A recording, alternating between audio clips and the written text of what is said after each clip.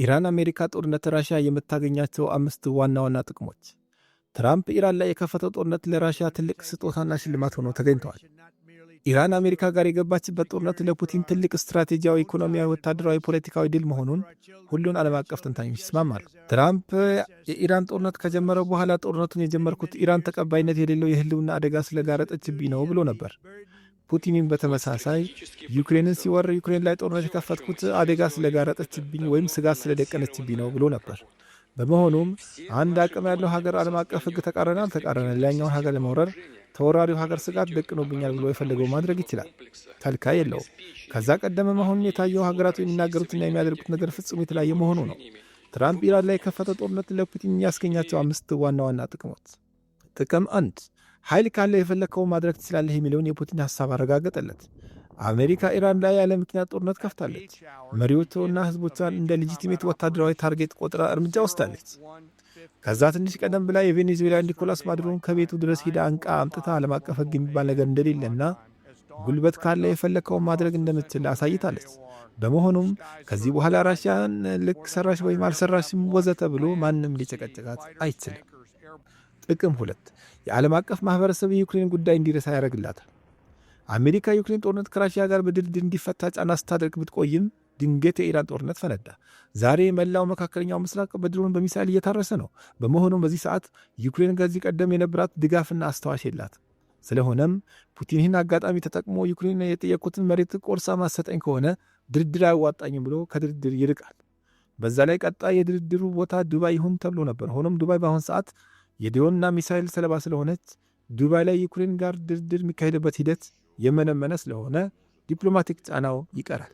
ከምንም በላይ ደግሞ አሜሪካ ዩክሬን ራሽያ ጋር በነበራት ጦርነት ለዩክሬን ባደረገችው የመሳሪያ ድጋፍ፣ ቀጥሎም በጋዛ ጦርነት ለእስራኤል ባደረገችው ከፍተኛ የመሳሪያ ድጋፍ፣ አሁን ደግሞ ኢራን ጋር በገባችበት ሰፊ ጦርነት እንደ ሚሳኤል መከላከያ፣ ሚሳኤል የመሳሰሉ ስትራቴጂካዊ መሳሪያዎቿ ክምችት እያለቁ ቀላል የማይባሉ መካከለኛው ምስራቅና እስራኤል የነበሩ የሚሳኤል መከላከያዎቿ ስለወደሙ ዩክሬን ታይዋንና ኮሪያ ድንበር ሲጠብቁ የነበሩ የአየር መቃወሚያዎች ወደ መካከለኛው ምስራቅ እያዛወረች ነው። ስለሆነም በዚህ ሰዓት ዩክሬንና አየር ክልል የሚጠብቅ የአሜሪካ መሳሪያ ኢምንት ነው ወይም የሳሳ ነው። ስለሆነም ዩክሬን ከመቼውም በላይ ለጥቃት ትጋለጣለች። ጥቅም 3፣ ነዳጅ ስለሚወደድ ነዳጅ ትቸበችባለች።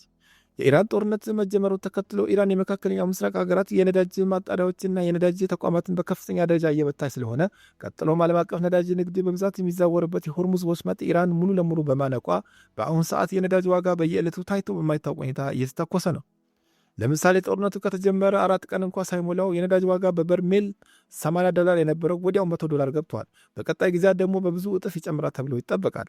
ራሽያ ደግሞ በቀን 5 ሚሊዮን በርሜል ነዳጅ ወደ ውጭ የምትልክ ከዓለም አንደኛ ነዳጅና የተፈጥሮ ጋዝ አምራች ሀገር ናት።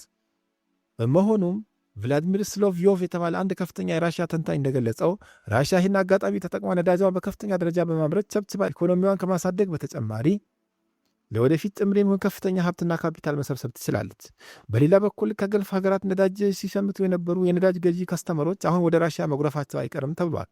ስለሆነም ምዕራቦች ራሽያ ላይ የጣሉት የነዳጅ ሽያጭ ማዕቀብ ዋጋ ቢስ በማድረግ ራሽያ በተቃራኒው የገንዘብ ቁልል የያዘች ሀብታም ሀገር ያደርጋታል።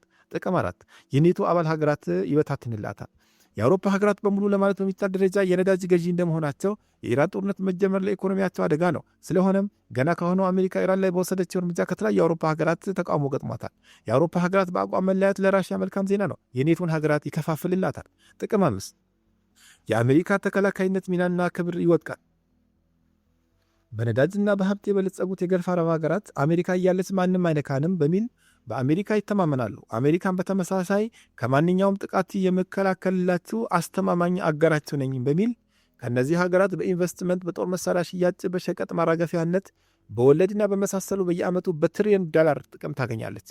አሁን የኢራን አጸፋ ጥቃት በዚሁ ከቀጠለና ኢራን የአሜሪካ ሀገራትን በዚህ ልክ እያጠቃች ጦርነቱ ለተራዘመ ጊዜ ከቀጠለ አሜሪካ ከተጠቀሱ ሀገራት የነበራት የኃያልነት፣ የአይበገሪነትና ተከላካይነት ዝናና ክብር ታጣለች። ስለሆነም ሀገራቱ አሜሪካ ላይ እንደ ከዚህ ቀደሙ መተማመን ትተው ሌላ አጋር መፈለጋቸው አይቀርም። ራሽያም ያንን ክፍተት እንደ መልካም አጋጣሚ ተጠቅማ ወደ ገልፍ ሀገራት ቀረብ ብላ ሰፊ የመሳሪያ ሽያጭ፣ የሸቀጣ ሸቀጥ፣ የምግብ ገበያ ትቆጣጠራለች። ስለሆነም በአሜሪካ ኪሳራ ራሽያ ትለመለማል።